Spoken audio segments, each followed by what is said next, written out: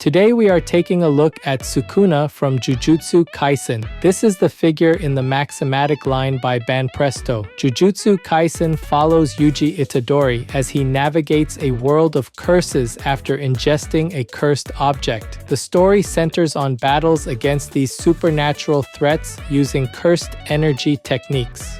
Sukuna is the king of curses, a malevolent spirit inhabiting Itadori's body. He frequently takes control to demonstrate overwhelming power against opponents. Today's highlights for this figure are the dynamic fire arrow pose with translucent effect parts, the realistic layering of the outfit that creates genuine depth, and the detailed sculpt of the back muscles visible through the torn fabric. The pose captures the moment he unleashes his fire arrow technique, with translucent effect parts that use smooth gradients to create a convincing illusion of flickering flame. Supporting that, the outfit features realistic layering where separate outfit layers move independently, adding to the three-dimensional feel of the torso. From there, the sculpt of the back muscles becomes visible through the torn fabric, ensuring the figure looks powerful even where the clothing is damaged. This attention to anatomical detail ties the entire design together.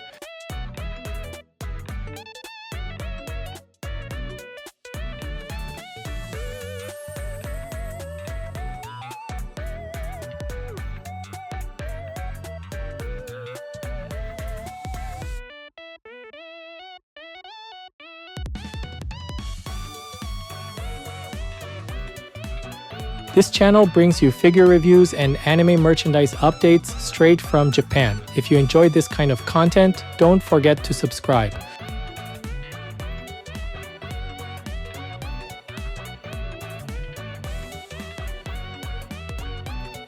The face captures a serious and authentic expression that fits the character's intensity, with sharp and accurate facial markings printed clearly across the skin. Both eyes share the same red color, creating a unified and intense gaze that contrasts well with the matte skin tone. That strength carries into the sharp alignment of the pupils, which ensures the expression looks focused and deliberate. Looking at the mouth, the sculpt has depth even though it remains closed, giving the lower face a solid three-dimensional presence. Moving up to the hair, the sculpting feels natural, with varied strand patterns, where the spikes do not just repeat the same shape, but flow individually. This irregularity helps the hairstyle look organic rather than manufactured, and the hair flow context shows the spikes defying gravity naturally. The overall head sculpt balances the sharp angles of the character design with decent volume, and from the side, the profile remains sharp and the hairline is clean. The transition from forehead to hair is handled with precision, ensuring the hair structure looks good from multiple angles. As that continues, the serious gaze is directed forward, matching the targeted nature of the pose, and every element from the brow ridge to the chin works to convey his arrogant confidence. The facial markings are an integral part of the design, following the contours of the face without warping or blurring. This level of printing accuracy ensures the character is immediately recognizable.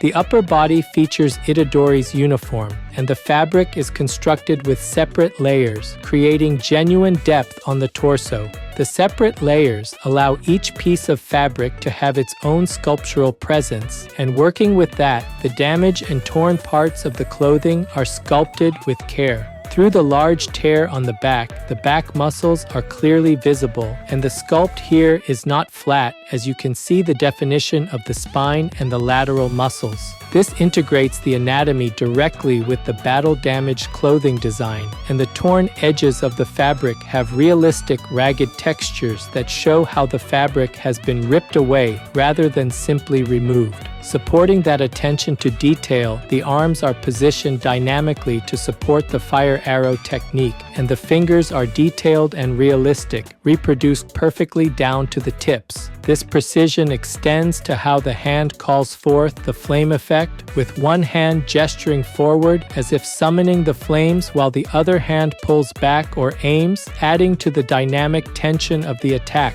The flame itself uses translucent parts with excellent gradients, and this material choice allows light to pass through, simulating a natural flicker.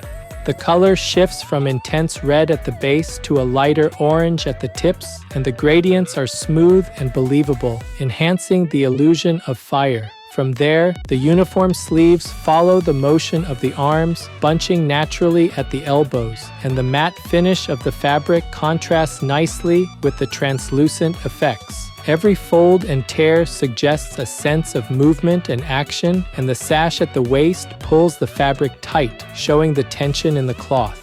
This combination of relaxed draping and active tension brings the figure to life, and the exposure of the chest allows the facial markings that extend onto the torso to be visible, adding another layer of detail to the front view. The textural contrasts between the translucent flame parts and the matte fabric are immediately noticeable, ensuring the flame effect stands out as a focal point.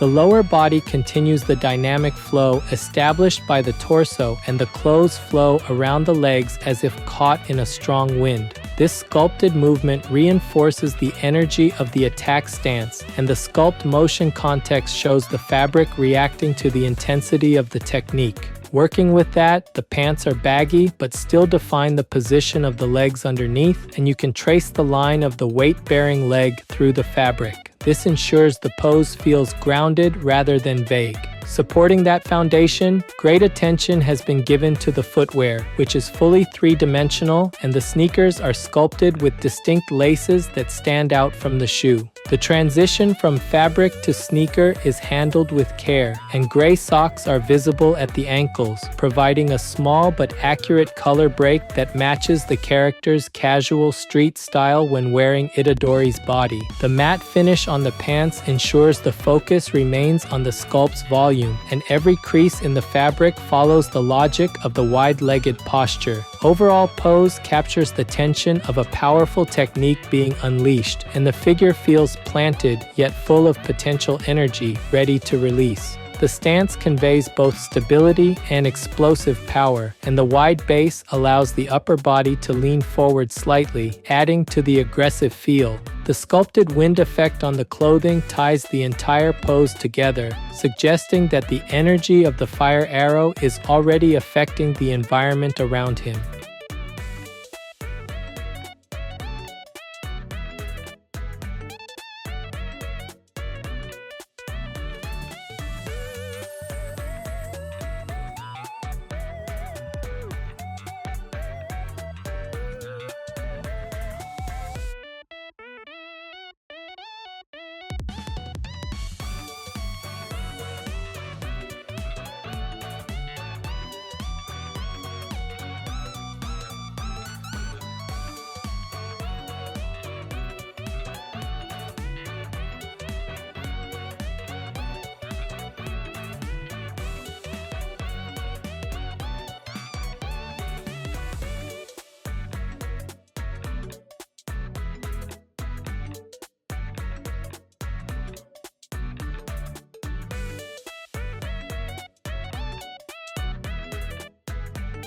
This figure is approximately 24 centimeters tall. That's about 9.4 inches.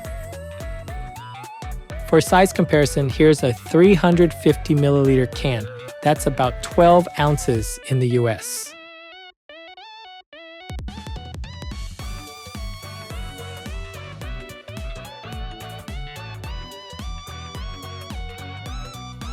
Overall, the Sukuna in Maximatic by Banpresto delivers a powerful representation of the King of Curses. The face sculpt is sharp, featuring accurate markings and a serious expression that commands attention, and the red eyes create a focal point that draws the viewer in. Supporting that, the hair is handled well, with varied strands that avoid a repetitive look as each spike flows individually, contributing to a natural and aggressive hairstyle. Working with that foundation, the upper body is a standout, particularly with the realistic layering of the school uniform, and creating separate layers for the outfit adds a genuine sense of depth and quality. The battle damage is not just a texture, but a window into the detailed anatomy underneath, and seeing the back muscles through the torn fabric is a rewarding detail for collectors. The ragged edges of the tears add to the realism of the battle-worn clothing.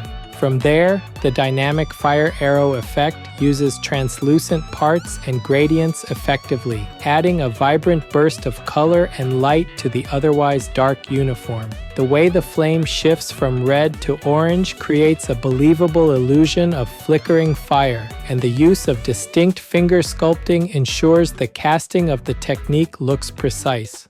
Every finger is positioned intentionally, contributing to the overall sense of control and power. In the same vein, the lower body maintains this high standard with flowing fabric that conveys wind and motion, and the sculpted movement of the clothing reinforces the energy of the attack. As that continues, the pose itself is stable and imposing, capturing the intensity of his technique, and the wide stance grounds the figure while still allowing for dynamic upper body positioning. The matte finish across the clothing contrasts beautifully with the translucent flames, and these textural contrasts ensure that different elements of the figure stand out without competing for attention. Because of this cohesive design and execution, fans of Jujutsu Kaisen or Sukuna will find this to be a meaningful addition to their collection. With that focus, collectors who appreciate action-oriented sculpts will find the artistry here to be deeply satisfying and well curated.